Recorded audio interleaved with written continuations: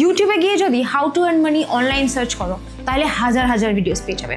কেউ বলে ট্রেডিং, কেউ বলে সার্ভিস, কেউ বলে এআই, আর সবাই বলে আমার মেথডেই সবচেয়ে বেশি রেজাল্ট। কিন্তু অনেস্টলি যখন আমি স্টার্ট করেছিলাম আমি পুরোটাই কনফিউজ ছিলাম। আমি বাংলা মিডিয়াম থেকে এসেছি, তখন নতুন যখন দিল্লিতে শিফট করি আমি একটা রেন্টেড পিজিতে থাকতাম।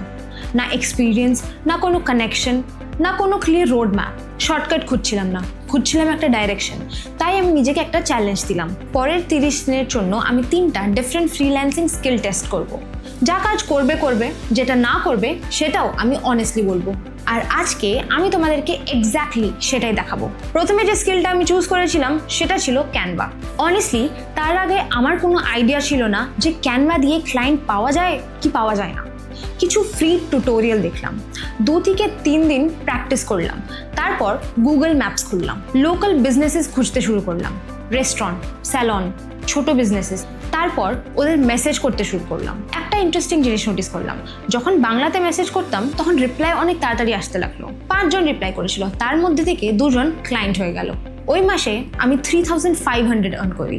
এটা কোনো হিউজ অ্যামাউন্ট নয়, কিন্তু আমার জন্য এটা অনেক কিছু বদলে দিয়েছিল। প্রথমবার মনে হলো যে হ্যাঁ, একটা স্কিলস কত অপরচুনিটিস ক্রিয়েট করতে পারে। কিন্তু দ্বিতীয় স্কিলের সাথে যা হলো, অনেস্টলি আমি নিজে সেটা এক্সপেক্টও করিনি।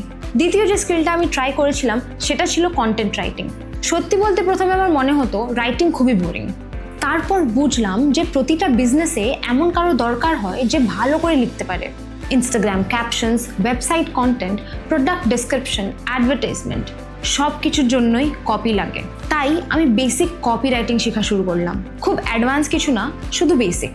তারপর আমি বেঙ্গলি বিজনেসেস খুঁজতে শুরু করলাম, কারণ আমি জানতাম যে বাংলায় আমি অনেক ভালো কমিউনিকেট করতে পারবো।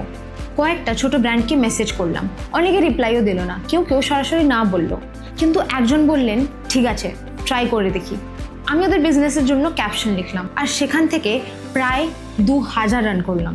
অ্যামাউন্টটা খুব অতটা বড় ছিল না, কিন্তু কনফিডেন্স অনেক হাই ছিল আমার, কারণ জীবনে প্রথমবার কেউ আমার স্কিলের জন্য আমাকে পেমেন্ট করেছিল। তৃতীয় স্কিলটা আমাকে সব থেকে বেশি সারপ্রাইজ করেছিল। একদিন একটা ছোট বিজনেস ওনার আমাকে জিজ্ঞাসা করলো, তুমি কি আমাদের ইনস্টাগ্রাম হ্যান্ডেল করতে পারবে? সত্যি বলতে তার আগে আমি কারো পেজ ম্যানেজ করিনি, তবুও আমি হ্যাঁ বলেছিলাম। তারপর যেটুকুই দরকার ছিল সব শিখে নিলাম। Posting, scheduling, comment reply, basic hashtags, content planning. 1 মাস ধরে আমি তাদের পেজ ম্যানেজ করলাম। মাস শেষ ওরা আমাকে 5000 পেমেন্ট করলো। সেদিন একটা জিনিস বুঝলাম, অনেক বিজনেসেস জিনিয়াস খুঁজে না, ওরা রিলায়েবল মানুষ খুঁজে। 30 দিনের শেষে এইগুলো ছিল আমার রেজাল্ট। ক্যানভা ফ্রিল্যান্সিং থেকে 3500, কন্টেন্ট রাইটিং থেকে 2000 অ্যান্ড সোশ্যাল মিডিয়া ম্যানেজমেন্ট থেকে 5000 টাকা, মোট 10,500 টাকা। এটা কি লাইফ চেঞ্জিং অ্যামাউন্ট ছিল? না, কিন্তু অন্য একটা জিনিস বদলে গিয়েছিল, আমার কনফিডেন্স। কারণ প্রথমবার আমি বুঝলাম স্কিলস সত্যি অপরচুনিটিস তৈরি করতে পারে। ওই প্রথম 30 দিন শুধু আর্নিংয়ের জন্য ছিল না, নিজেকে একটা জিনিস প্রমাণ করার জন্য ছিল, আমিও পারি। আজ অনেক কিছু বদলে গেছে। আমি অনেক প্রজেক্টসে কাজ করছি, বিভিন্ন ডিজিটাল স্কিলস ব্যবহার করে আমি 5 লাখেরও বেশি আর্ন করেছি। দিল্লিতে নিজের খরচা আমি নিজেই ম্যানেজ করছি। আর সত্যি বলতে সব কিছু হয়েছিল কয়েকটা স্কিল শেখার পর।